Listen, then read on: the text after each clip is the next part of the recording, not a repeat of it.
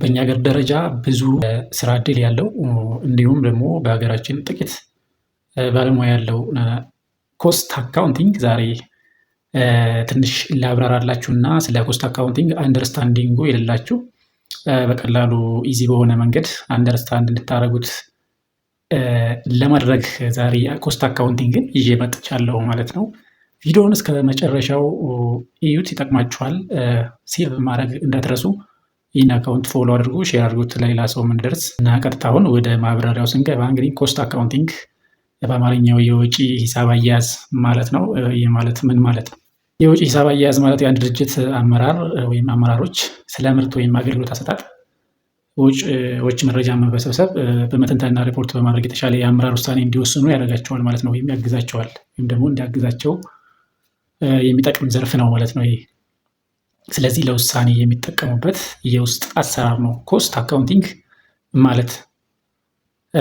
በቀላል አነጋገር እንግዲህ እንደሚለው አንድ ምርት ለማምረት ወይም አንድን አገልግሎት ለመስጠት ስናስብ ምን ያህል ገንዘብ እንዲወጣ በትክክል ለማወቅና ለመቆጣጠር የሚረዳ የውስጥ አስተዳደር መሳሪያ ነው። ኮስት ለውስጥ አሰራር ነው የሚሆነው።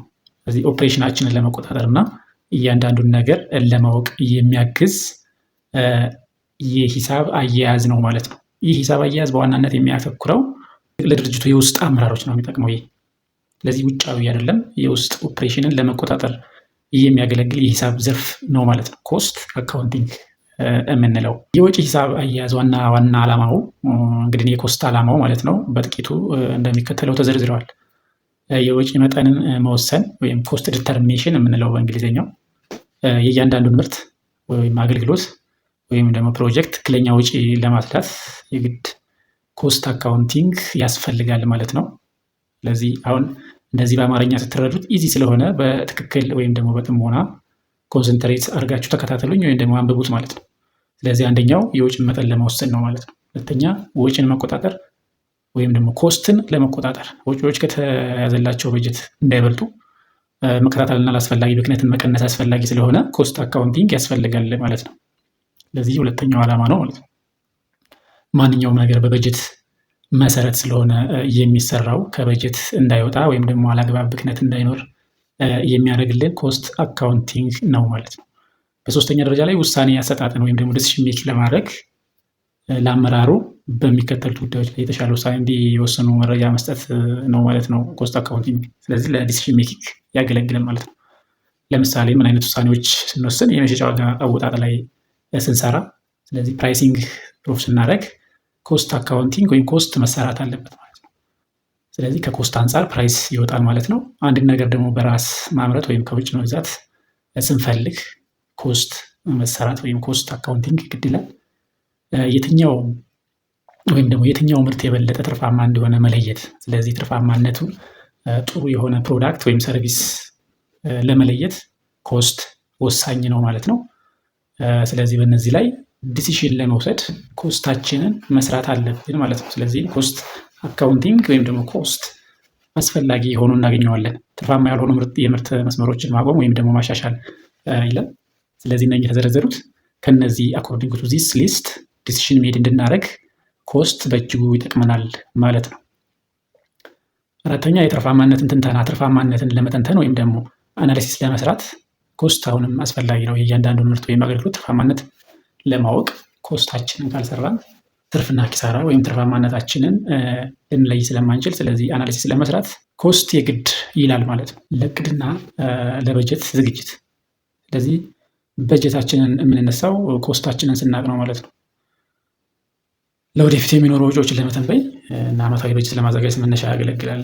ፕላን ኤንድ በጀት ለማድረግ ኮስት መስራት አስፈላጊ ነው ማለት ነው። ስለዚህ ቁልፍ ጽንሰ ሀሳቦችና የወጪ አይነቶች አሁን ምንነቱና ዓላማውን ካየን በኋላ አሁን ጽንሰ ሀሳቡ ወይም ደግሞ አይነቶቹ እንደገና ደግሞ ምን አይነት ኮስት አይነቶች አሉ የሚለውን መለየት አለብን ማለት ነው።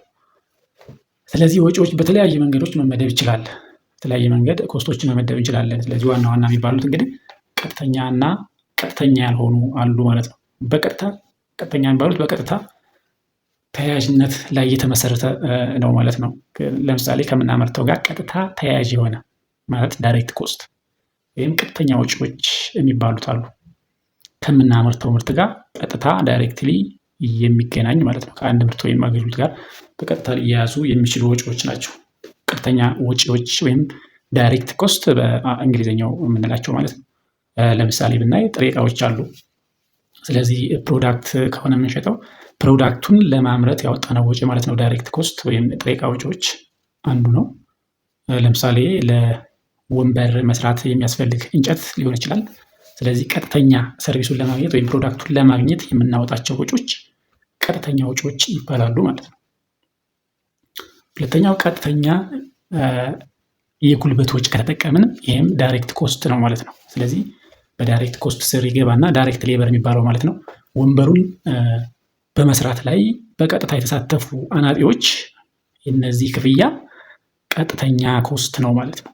ስለዚህ ይህ ቀጥተኛ ምርቱን ለማግኘት የተጠቀምነው ወይም ያወጣነው ወጪ ስለሆነ ቀጥተኛ ወጪ ተብሎ ይጠራል፣ ዳይሬክት ሌበር ማለት ነው። ለምሳሌ በሆቴል ደረጃ ብናይ ከዳይሬክት ሌበር ላይ የሚመደብ የደሞዝ አይነት ለምሳሌ ኦፕሬሽን ላይ ያሉት የሰራተኞች ደሞዝ እንደ ዳይሬክት ሌበር ወይም ዳይሬክት ኮስት ተደርጎ ይወሰዳል ማለት ነው። ቀጥታ አገልግሎቱን ለማግኘት ያወጣነው ወጪ ተደርጎ ነው የሚወሰደው ማለት ነው። ኦፕሬሽኑ ላይ ለምሳሌ ኤፍኤንዲቢ ወይም ደግሞ ኪችን ላይ የሚሰሩና መስተንግዶ ላይ የሚሰሩ የሰራተኞች ደሞዝ ልክ ዳይሬክት ሌበር ይባላል። ቀጥተኛ ወጪ ወይም ደግሞ አገልግሎቱን ለማውጣት ቀጥታ የተጠቀምነው ወጪ ተደርጎ ይወሰዳል ማለት ነው። በሌላ በኩል ቀጥተኛ ያልሆኑ ወጪዎች ወይም ደግሞ ኢንዳይሬክት ኮስት ወይም ኦቨርሄድ የምንላቸው ከአንድ ምርት ጋር በቀጥታ ማያያዝ የማይቻል ነገር ግን ለአጠቃላይ የምርት ሂደቱ አስፈላጊ የሆኑ ወጪዎች ናቸው። ከምርቱ ጋር ከምናመርተው ምርት ጋር የማይገናኙ ግን ደግሞ አስፈላጊ የሆኑ ወጪዎች ለምሳሌ ኪራይ፣ የፋብሪካ ኪራይ ሊሆን ይችላል። ማንኛውም ኪራይ አገልግሎት ለመስጠት የምንከራየው ኪራይ፣ ይሄ ኢንዳይሬክት ኮስት ወይም ቀጥታ ያልሆነ ወይም ቀጥተኛ ያልሆኑ ወጪዎች የሚመደብ ነው። የበላይ ተቆጣጣሪ ለምሳሌ ይሄ የማኔጅመንት ደሞዝ ቀጥተኛ አይደለም። የፋብሪካ ወይም ኤሌክትሪክ እና የውሃ ክፍያዎች፣ የማሽን ጥገና ወጪዎች እነዚህ ቀጥተኛ አይደሉም ማለት ነው። ቅድም እንዳልናቸው ከነሱ ውጭ ናቸው። በሁለተኛ ደረጃ ላይ በምርት መጠን ለውጥ ላይ የተመሰረተ ኮስት አለ። ቅድም አሁን ቀጥተኛና ቀጥተኛ ያልሆነ ኮስት አይተናል። አሁን ደግሞ በምርት መጠን ለውጥ ምርት ሲጨምርና ሲቀንስ ወይም ሳይጨምር ሲቀር በዚህ ጊዜ የሚቀያየሩ ኮስቶች አሉ። በእንግሊዝኛው ቢሄቪራል ኮስት የምንላቸው ወይም ደግሞ ቫሪያብል ኮስት የምንላቸው ማለት ነው። ስለዚህ እነኚህ ቋሚ ወጪዎች ወይም ፊክስድ አሴት በመባል ይጠራሉ። ለምሳሌ አንዳንዶቹ የምርት መጠኑ ቢጨምርም ባይጨምርም ወይም ቢጨምርም ቢቀንስም የማይለወጡ ወጪዎች አሉ። ኮስቱ አንዴ ከተያዘ ምርቱ ቢጨምርም ቢቀንስም ወጪው ያው ነው ማለት ነው። ለምሳሌ የቢሮ ወይም የፋብሪካ ኪራይ የኪራዮች አንዴ ከተከራየን በአመት ወይም ከአመት በላይ ኢንኬዝ ከጨመረ ነው እንጂ ኮንስታንትሊ ዋጋቸው የሚሄድ ፊክስድ ኮስት እንላቸዋለን። የአስተዳደር ሰራተኞች ደሞዝ ይሄም ፊክስድ ነው። የኢንሹራንስ ክፍያ ይሄም ፊክስድ ነው። ስለዚህ እነኚህ ፊክስድ ኮስት ይባላሉ። ከመጠን ጋር የተገናኘ መጠን ጨመረም አልጨመረም የምርታችን አንድ አይነት ኮስት ግን የምንከፍላቸው አሉ። እነኚህም ቋሚ ኮስት ወይም ፊክስድ ኮስት ይባላሉ ማለት ነው። ተለዋዋጭ ወይም ቫሪያብል ኮስት የምንላቸው የምርት መጠኑ ሲጨምር አብረው የሚጨምሩ፣ ቅድም ምንም ምርቱ ጨመረ አልጨመረ ኮስቱ አይጨምርም ብለናል። ተመሳሳይ ኮንስታንት ነው ብለናል። ይሄኛው ግን ተለዋዋጭ ነው። ቫሪያብል ኮስት ይባላል በእንግሊዝኛው ካስታወሳችሁ። የምርቱ መጠን ሲጨምር አብረው የሚጨምሩ፣ ሲቀንስ ደግሞ አብረው የሚቀንሱ ወጪዎች ናቸው እነኚህ የኮስት አይነቶች ማለት ነው። ስለዚህ ለምሳሌ ብናይ የጥሬ ዕቃ ዋጋ ብዙ ባመረትን ቁጥር ብዙ ጥሬ ዕቃ እንጠቀማለን። ስለዚህ በአንድ ምርት ክፍያ የሚሰሩ ሰራተኞች ደሞዝ ለምሳሌ በአንድ ምርት ማለት ባመረተው ልክ የምንከፍለው ክፍያ ማለት ነው።